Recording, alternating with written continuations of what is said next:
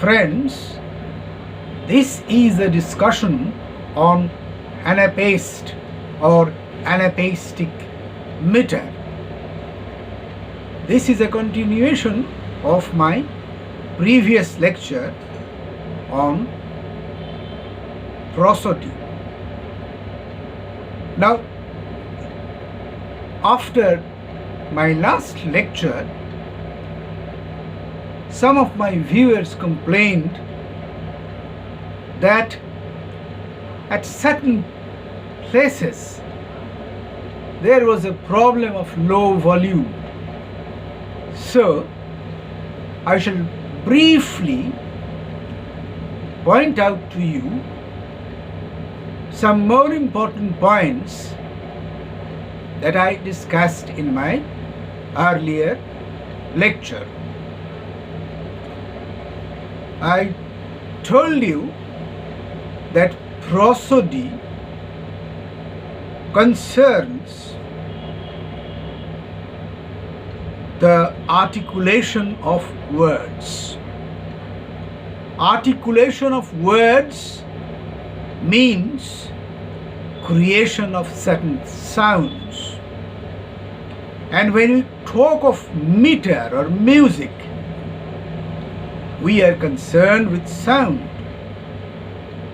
Sound is created as we speak, and meter or music depends on our modulation of voice, modulation with which we speak or articulate our words. It is something like music. What is music? In music, we often deliberately elongate a sound or shorten a sound. So on this process of elongation and shortening depends the pattern of music. In rhetoric, we have to understand that the sound that we refer to depends on our stressing or putting emphasis on certain parts of the word. Normally, stress is given on the vowel sound, not on the consonant sound. So, how we are emphasizing the vowel sounds, on that depends the pattern of meter or rhythm. Now, we have to remember that in English prosody, we have 5 meters. And we decide the meters in accordance with emphasis of sound and foot. What is foot? I told you yesterday also. I told you in the last lecture also. What is foot? Foot is the measurement of sound. To put it simply, a foot is a pause. We need to pause as we recite a poem or we read a poem. And on the number of pauses depends the rhythm or the meter. Now, as I said, that in English prosody we have 5 meters, and I discussed the first 2. I just now told you of the foot. So a foot may contain 2 or 3 syllables. normally a foot will contain 2 or 3 syllables. And within a foot, only one stress, normally there should be only one stress. Please remember that every now and then I use the word normally or regularly, because there may be always exceptions. But in the normal process, only one stress sound will be there in a foot. And in a foot, in a normal basis, on a normal basis, on a regular process, we shall have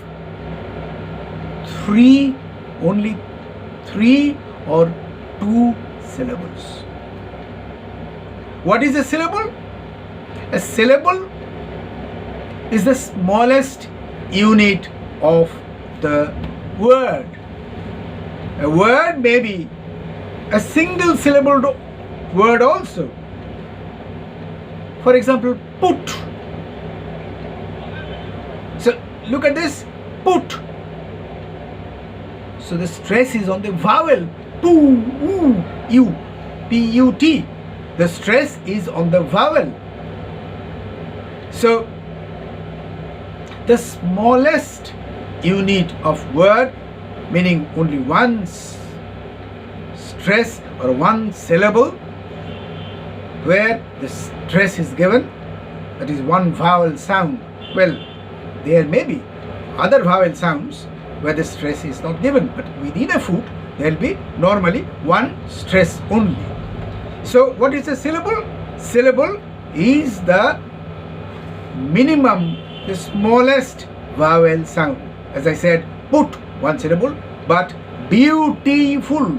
See, B-A-U, one, well, one syllable, I mean one vowel, B-E-A-U, one vowel, and the stress is on beau, but T-I, another vowel, I, then F-U-L, third vowel, U.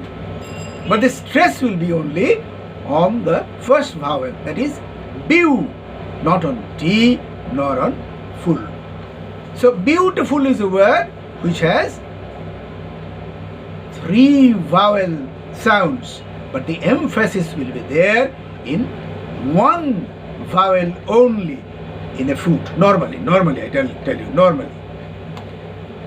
So in iambic and trochaic, which I discussed in my last class, in a foot there will be only 2 syllables. In trochaic, 2 syllables. In iambic, 2 syllables. In trochaic, out of the 2 syllables, the first syllable will be stressed and the second will remain unstressed. And iambic is just the opposite. The first will be unstressed and the second will be stressed. And I gave you 2 examples of 2 very famous lines of 2 very famous poems. One example I took from William Blake's Tiger. So the first line, let us take once again. Tiger, tiger, burning bright. You see, tiger, William Blake spells the word tiger in a different way, T-Y-G-E-R. Normally we spell it as T-I-G-E-R. So tiger, see the first vowel sound is stressed. Tiger, tiger, burning. So the first is stressed and the second unstressed. So that is an example of trochaic. I gave this example in my last lecture. And of the iambic, that is trochaic. Of the iambic, as I said, the first unstressed and the second stressed. And I gave you an example from Gray's Elegy, written in a country churchyard. The curfew tolls the knell of parting day. A perfect example of iambic, I told you last time. The unstressed, cur, stressed, few, unstressed, tolls, and etc. The car, few tolls. So the first unstressed, the second stressed. So these two, iambic and trochaic, or rather trochaic and iambic, I discussed in my previous class, in my previous lecture.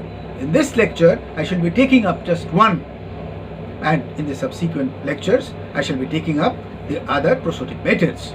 So I have written there. If you look at the board, you can see that I have written over there anapaestic, or in anapaestic meter, or it is also called anapaest. And look at the first example. The first example, see. Now I tell you that in most of the cases it is mixed meter. I told you in my last lecture also that a poet writes on his own. He never consults a book of prosody before writing a poem. And the rhythm and the music is automatically created in the poet's mind. So, in most of the cases, we have examples of mixed rhyming.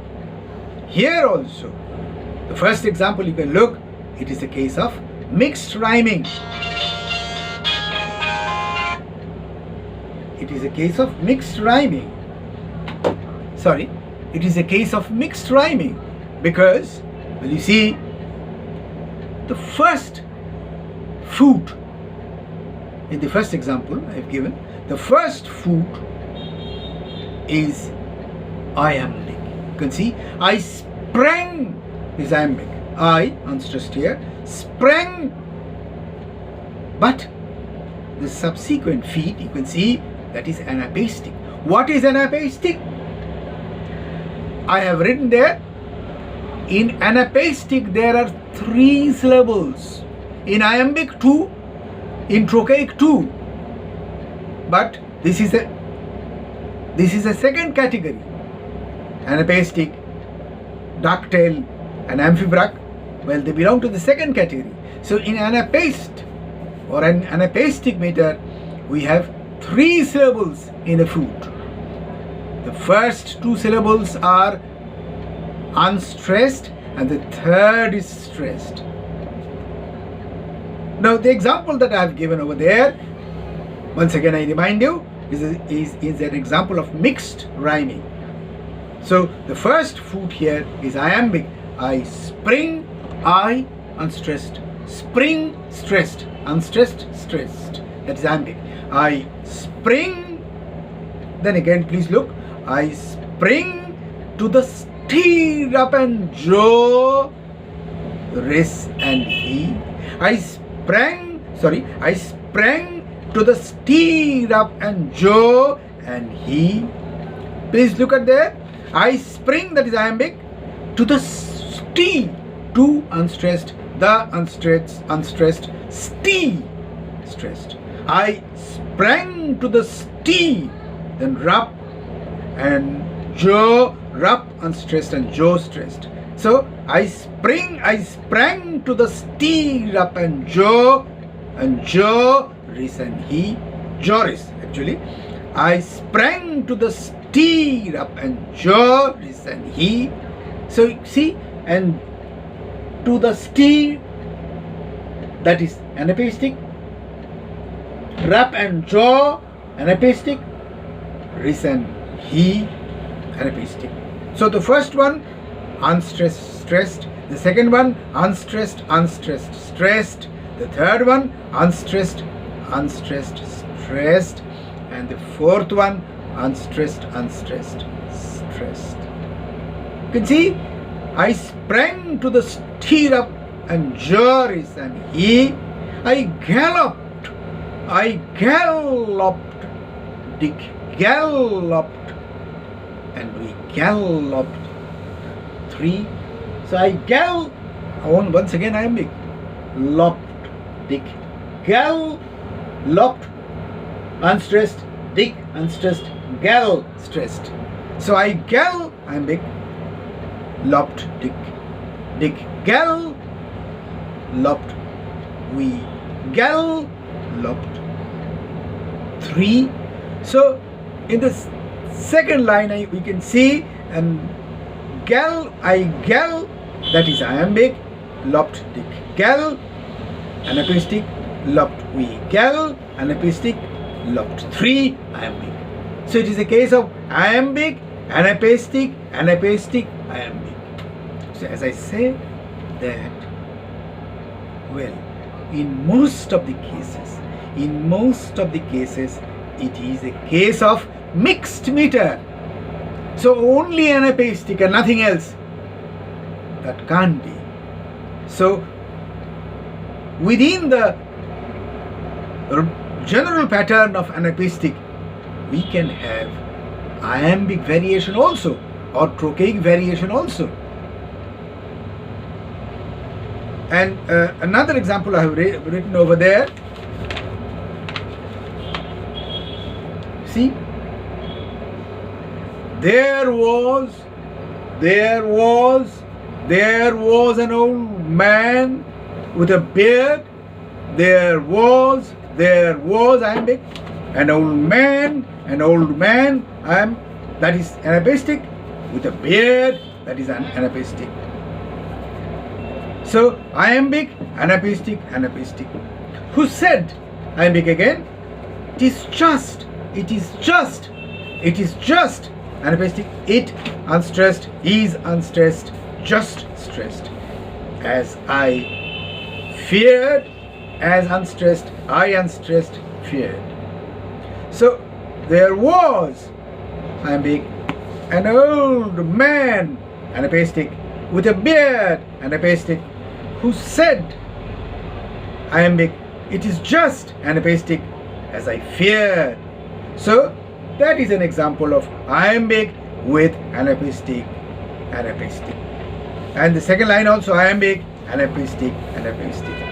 So, well, we can say that the second example is also an example of anapaestic meter with iambic variations. I shall give you another example before I end my lecture. Now please look at the third example. Well, anapaestic is there, but this is completely an example of mixed rhyming, mixed meter. Please look, I have done this for you.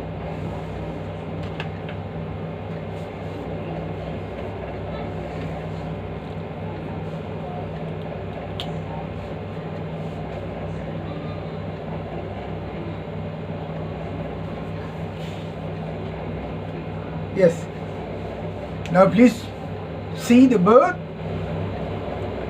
Well, this is a very famous poem by P.B. Shelley, Or to Cloud. I bring, no, this is iambic. I bring fresh showers. Now, well, we can do this in two ways. Showers. If we pronounce like this, then this will be a case of amphibrach. Fresh showers, this will be a case of amphibrach. Well, I should be discussing amphibrach in my next class. But if we take showers together, showers, not showers, then it will be iambic again. I bring fresh showers to the thirsting, now once again anapaestic, to the thirst, unstressed, stressed, to the thirsting flowers. So you see, in the first line, 3 iambic and 1 anapaestic. Second line, in both the feet, it is anapaestic. From the seas, from unstressed, the unstressed, sea stressed.